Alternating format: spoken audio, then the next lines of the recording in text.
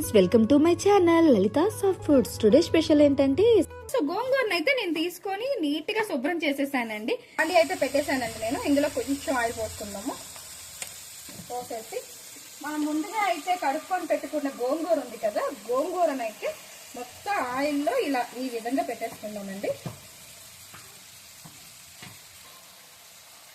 గోంగూరతో పాటు కొంచెం స్పైసీ కోసం నేను పచ్చిమిర్చి అయితే వేసేసాను. గోంగూరను అయితే ఈ విధంగా తీసుకొస్తున్నాం. చాలా కొంచెం అయిపోతుందండి, మగ్గితే ఎంత అవ్వదు. మనకి ఇంత ఆకు కనిపించింది కదా, ఇది మొత్తం మగ్గేసరికి చాలా కొంచెం గోంగూర అన్నట్టు అనిపిస్తుంది. చూసారు కదా, బాగా దగ్గరకు వచ్చేసింది.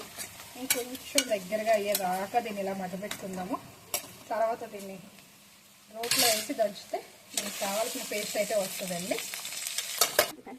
చూసారు కదా, రోట్లో అయితే దంచేస్తున్నాను. పైపు దంచుకుంటే సరిపోతుంది.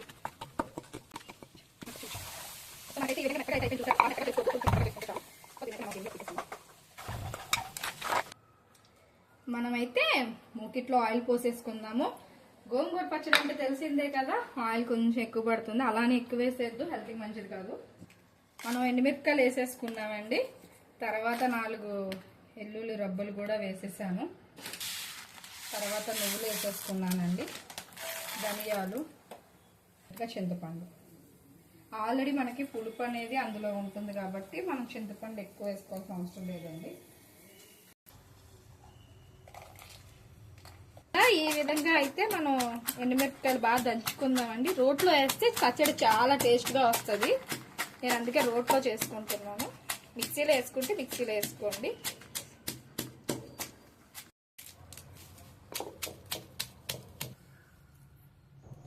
సాల్ట్ వేసేద్దాము లైట్గా.